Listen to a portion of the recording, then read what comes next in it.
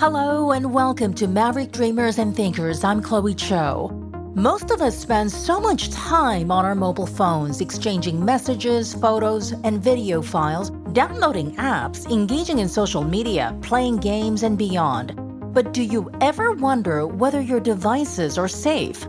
We tend to have the latest antivirus software installed on our laptops, but let our phones roam free in the cyber Wild West, while risks grow in an increasingly connected world where gadgets, appliances, and many other items are communicating amongst themselves via IOT or Internet of Things technology. Recall the incident involving Amazon founder Jeff Bezos and how his intimate messages and photos got into the hands of the wrong people?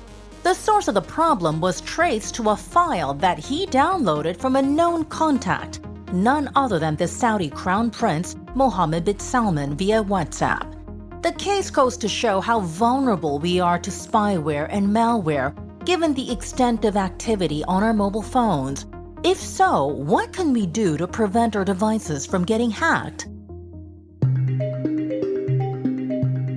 Let's find out from cybersecurity specialist and cyber feminist Magdacelli, managing director of cybersecurity firm Responsible Cyber.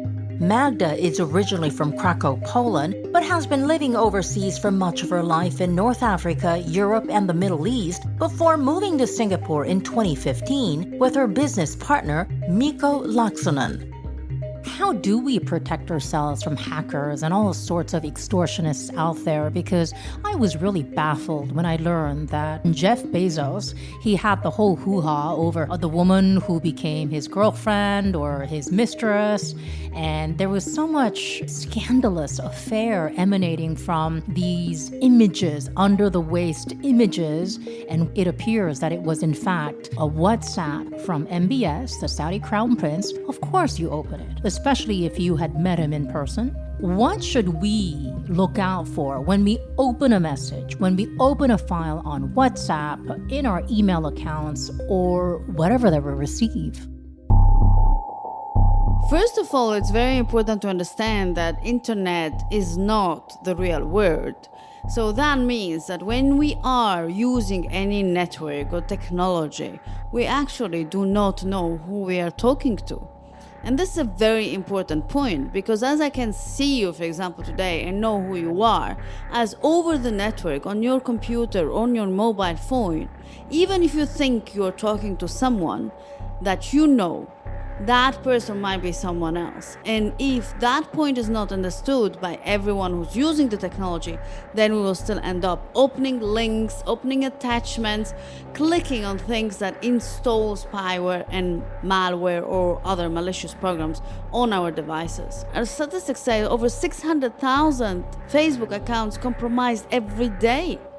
So imagine you have a friend who you have been chatting with, but at some point, that particular contact over Facebook sends you a link and tells you, please click here on this link.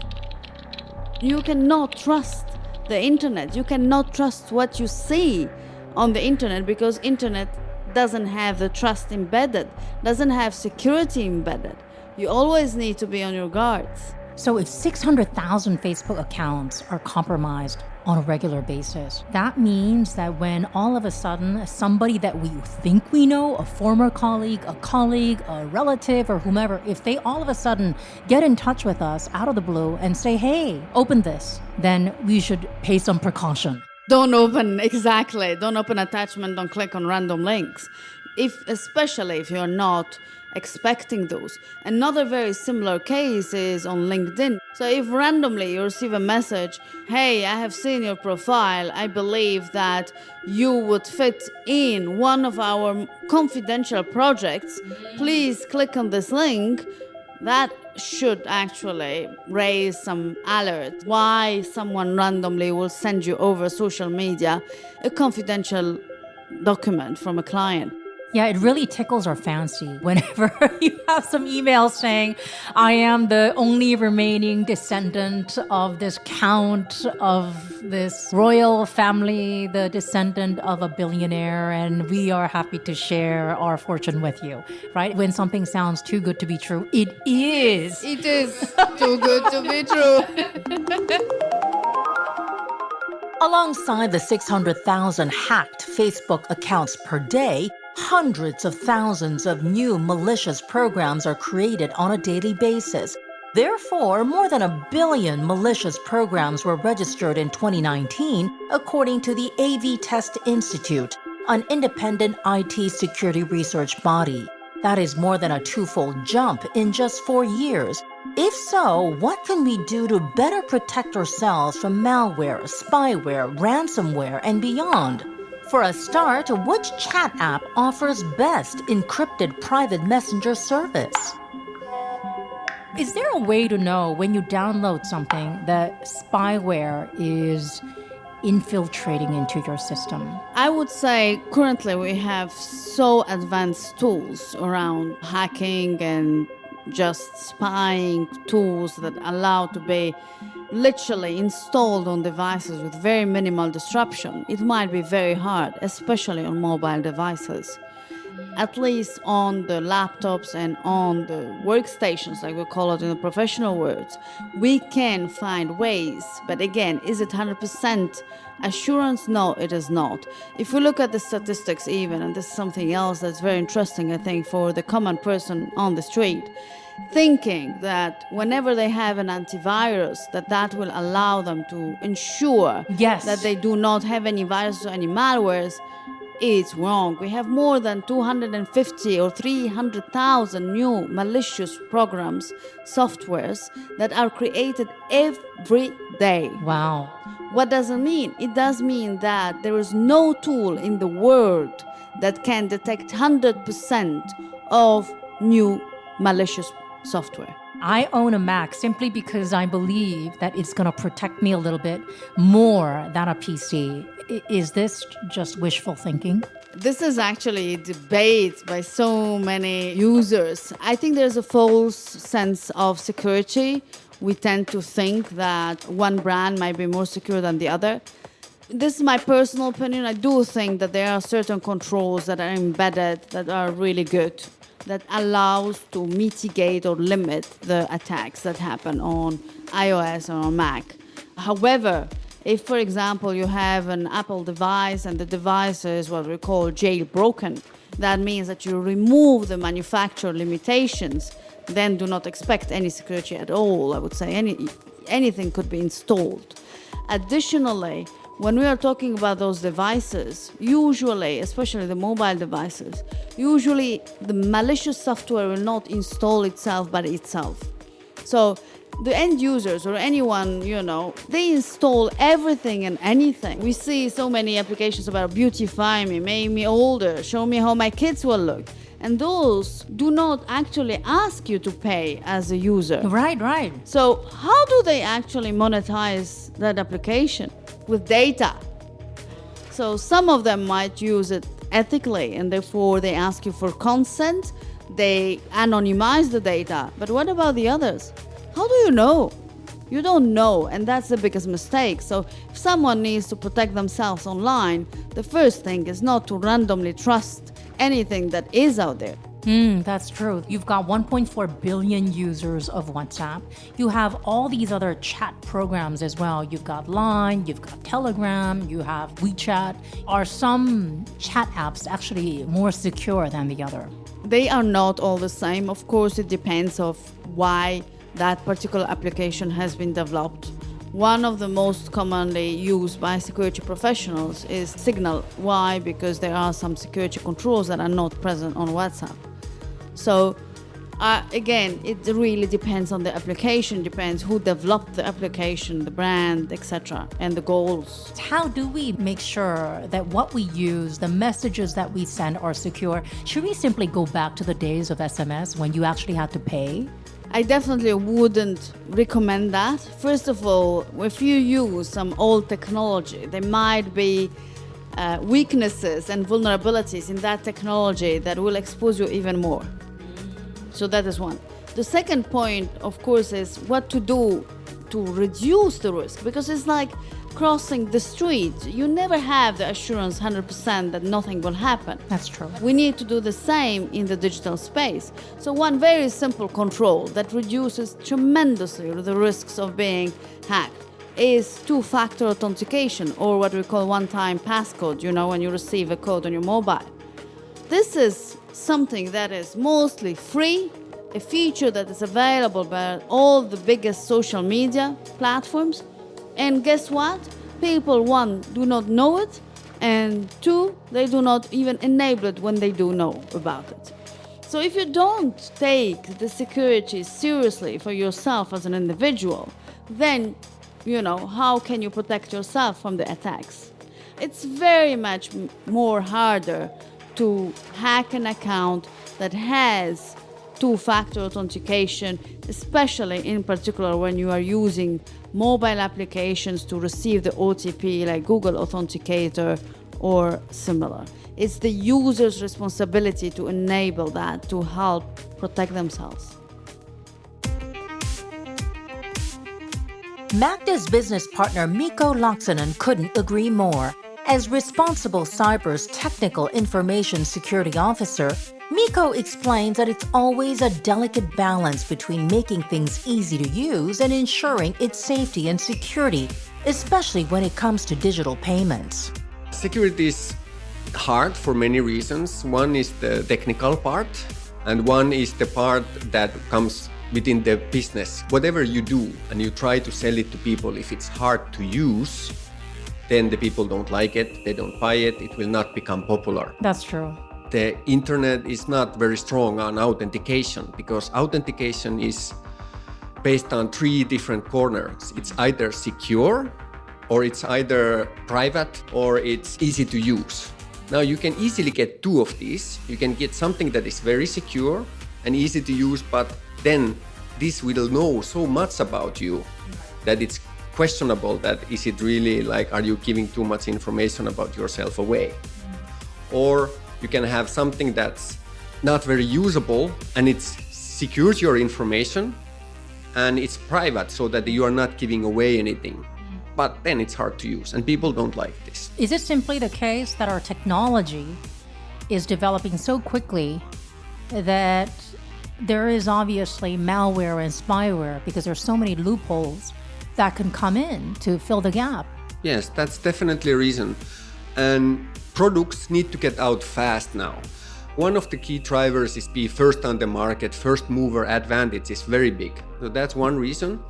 Also, it's sometimes hard to see what is the mistake, what's the correct security level, how can something be abused.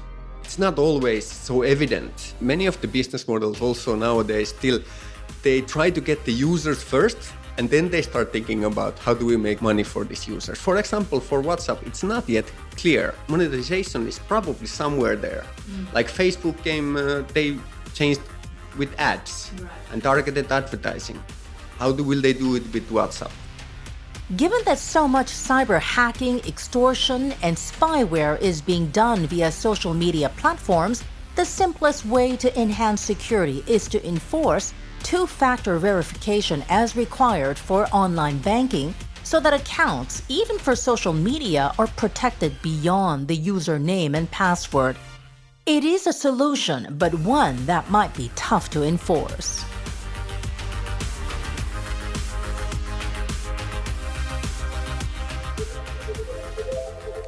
Do you think that social media accounts will go the way financial companies, banks, to eventually protect personal data, the two-step identification? Will they do that? I think it's a little bit hard for me to say yes. Why? They will be scared that the users will just not on board on the platforms. So they do not want to drop the number of users. Because again, whenever you actually register on a platform with just an email and password is much shorter in time comparing to if you include an OTP setup. For that particular reasons, all those platforms do not make it mandatory but optional. The world is moving away from web pages to apps. Do we expose ourselves to greater vulnerabilities, or is it the same thing but just on a mobile phone?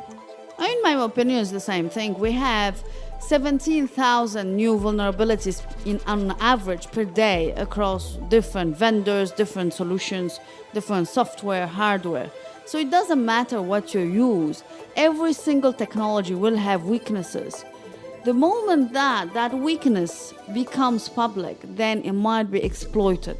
Or if someone who is really good technically find that weaknesses by themselves. So how do the vendors manage that? They release security updates. And that is what helps as well the companies to protect themselves and the individuals. When simple things like I update my applications can help the user or help me to protect myself. Oh, so whenever the updates come up on the phone, you'd better update instead of holding off. Exactly.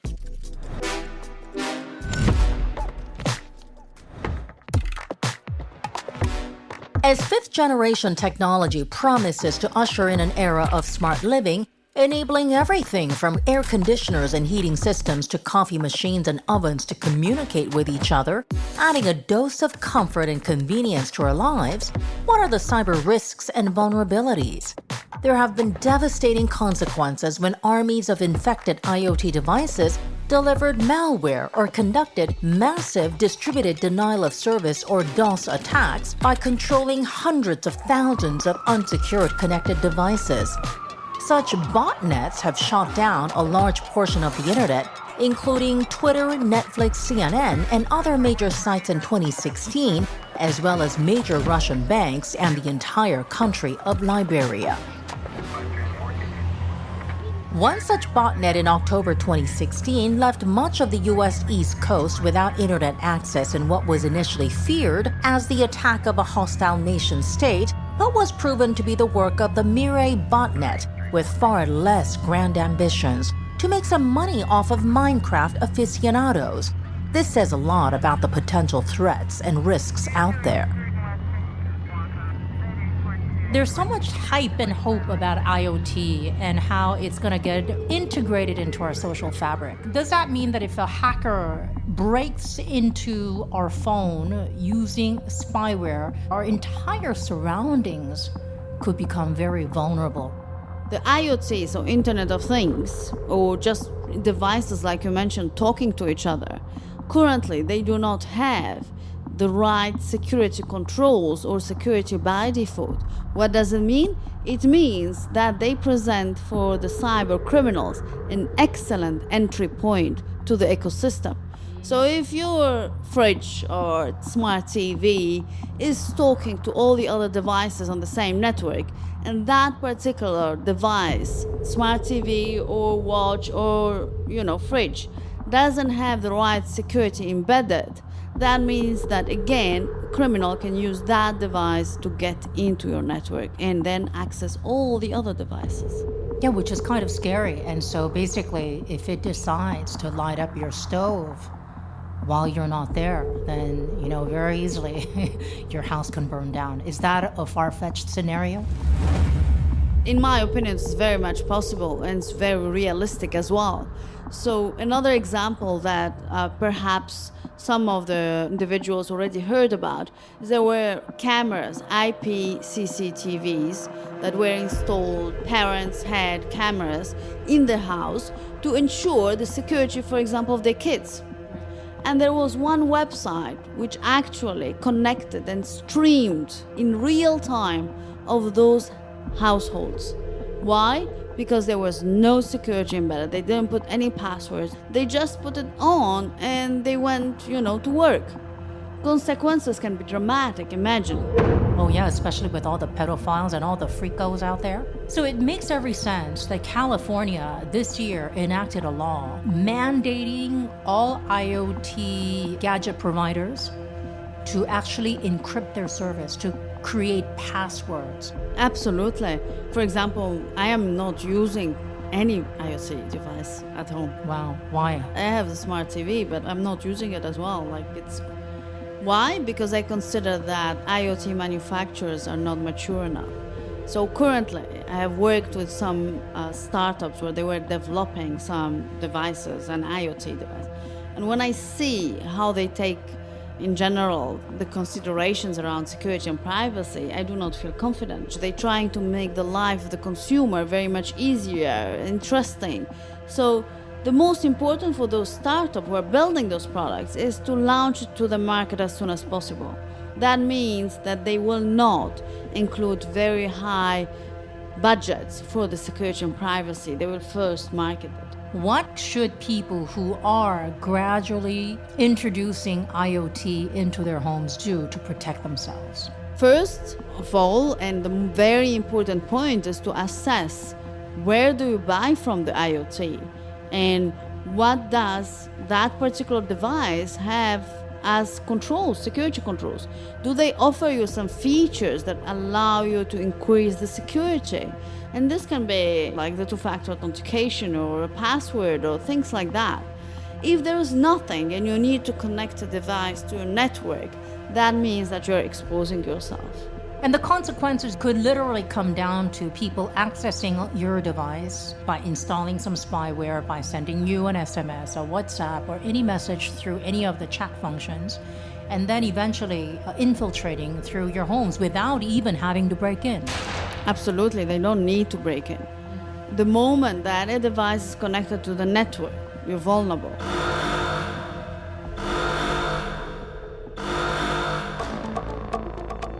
As money goes digital, long gone are the days when robbers needed drills and hammers to hack into the basement bank vaults. Some of the biggest recent heists involved cryptocurrency exchanges. Cyber criminals hacked into the systems and took off with the equivalent of some $600 million worth over 2 incidents in Japan in 2018. Just as what happened in Japan, the digital coins go missing. And it could happen from the simplest message, simplest download, a photo, an audio message, whatever. The consumer will be using a technology that he or she doesn't understand and have absolutely no idea how to secure it. When you're talking about digital wallets and this kind of new concept, the end user, the consumer, do not have enough awareness, do not understand what are the right fundamentals to implement to protect those assets. You need to ensure that the security controls are enabled, security updates and two-factor authentication. They do not require any security background. Those are features that are very easily enabled on those platforms. It's the user that needs to take that action. There's a shared responsibility. As long as we do our homework, we do what is given to us, we can ward off a lot or at least most of the potential hazards. You can probably reduce really tremendously the risks of being hacked, compromised. Will that completely reduce your risks? No. Take the example of your house, you close it. We are in Singapore, so it's very safe, but if we are in another country, even if you close it with several keys, it might not be enough to ensure that you are not being robbed. So my point here is that it will reduce, but if a company or an individual is really targeted, there are so many ways to get to your account. So there is several layers of defense that anyone should put in place. And those are just the main fundamentals that without those, actually, for sure, you have been already compromised. As financial services diversify from traditional banks to fintech startups that are driving change with innovative technologies, does the world face greater cyber risks? One thing is for certain. New types of attacks are emerging to take advantage of the digitalization of finance as vulnerabilities emerge from open APIs and digital payments. There's a big debate out there in terms of who's going to prevail in the world of banking. Is it going to be traditional banks that have incorporated digital banking, or is it going to be the super apps? Is it secure and safe to put your money with so-called super apps? They're doing everything. They're delivering food, they're offering you rides, they're providing everything. If I look at it from the European perspective, where kind of European Union has heavily regulated and licensed all areas where people's money are handled, especially tightly if you're doing it on behalf of someone. So I believe if these kind of super apps will come and will be so popular that, let's say, a huge portion of the money that runs the society will be there, then they will become so critical that they will be actually closing towards banks. The governments will be so concerned, they will start regulating there more heavily, same kind of things that are now required from banks to ensure your assets will be then pushed also towards these cyber apps. And how do you protect yourself, knowing that all that you do? Do you bank with a traditional bank? How do you do it? First of all, I limit also always what I use. I use different devices. If I handle my banking, I have a tablet for it. I don't have anything else there. Ah, I see. So instead of just cramming everything into one device, because the more you download, the more vulnerabilities that you have. So when it comes to banking, you just have a specific tablet that is designed to handle that. Exactly. If I do internet payments, so I have one credit card that is reserved only for that. I don't use it anywhere else than for internet payments. Why? Because it has a certain balance which it can't be exceeded. So that's limiting my risk also. So it's not connected directly to my account where my salary, for example, goes. So no one cannot steal all my money even if they catch the number from somewhere from internet. You need some way to isolate the risk that for the things that are really important for you. Are fintechs equipped with the right protocols to ensure that they are safe, in your view? Singapore is a huge fintech hub. MAS, the Monetary Authority of Singapore, has set up a group of guidelines, and they are very clear and enforcing those guidelines for regulated businesses. That helps a lot to reduce the risks. However, will all the applications follow those MAS guidelines rigorously, or will they actually regulate themselves? Because some of them, they consider that MAS do not apply to them. So the question is, how will the market mature? When you receive a WhatsApp message, when there's a download, let's say from your sister, from your relative, from somebody, a friend, are you suspicious? What do you do? I am suspicious. I'm suspicious of any kind of message that I receive on social media. If I wasn't expecting something like that, a file or a link, I will just ask directly over phone, did you send me something? Even a link? Yes, of course, especially a link. Because links can lead to download of malicious software or a phishing link or others. So especially a link, not only attachments. The second thing is that I disabled automated downloads on WhatsApp. So I don't have pictures that I receive from unknown numbers that are downloaded automatically, which happens. Limiting the number of applications that you use, limiting the number of software will reduce your risk. How large are financial scams, in your view? I mean, I was baffled to learn that you even have entire towns and villages that run businesses based on sextortion, for example. How large is the dark underground community, as far as you know, around the world? I can't give you exact numbers. The only thing that I can tell you is that it is increasing.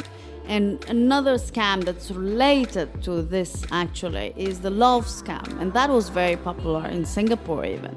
So basically an account that is pretending to be someone and then starting to build a relationship with the victim, and after a certain time asking for some money, for example to buy a flight, to come and visit, to sort out some money issues or whatever. And this has been actually on the rise during the last years. So again, how to protect yourself? You need to remember that you have no idea who's on the other side of the screen. That's one. The second very common scenario with companies is when a company receives an invoice that has been altered by a cyber criminal, where they change the bank account number from a legitimate vendor of that company to the cyber criminal's bank account number or mules or whatever. So the company ends up thinking that they're paying the real vendor, but they're actually sending the money to the cyber criminal. And that is a very popular scenario as well. And therefore, it's really important to adopt a sense of responsibility when we are just surfing online, when we are registering ourselves online on several platforms, not even checking where that platform is coming from. And of course, if something is free, you might ask yourself, so how am I paying for it? And you probably are paying with your data. As digital risks grow in a hyper-connected world, Magda and Miko have their work cut out as they travel extensively, often hacking into corporate systems to test out the vulnerabilities as part of what is called routine penetration testing. With the digital transformation underway, rising innovation is leading to higher expectations of service. But there needs to be a realization that something has got to give. Either there's a price to pay or that you expose yourself to cybersecurity risks and threats. For a start, make sure to protect your connected devices with passwords and keep your phones updated with the latest security versions. Will save you a lot of headaches and heartaches. Thank you so much for your company. Stay tuned for another insightful episode right here on Maverick Dreamers and Thinkers. Hope you'll subscribe and share the podcast with a friend. Do give us a quick review, and if you're on social media, reach out to me and let me know what you think of the podcast. I'm Chloe Cho. Never stop dreaming.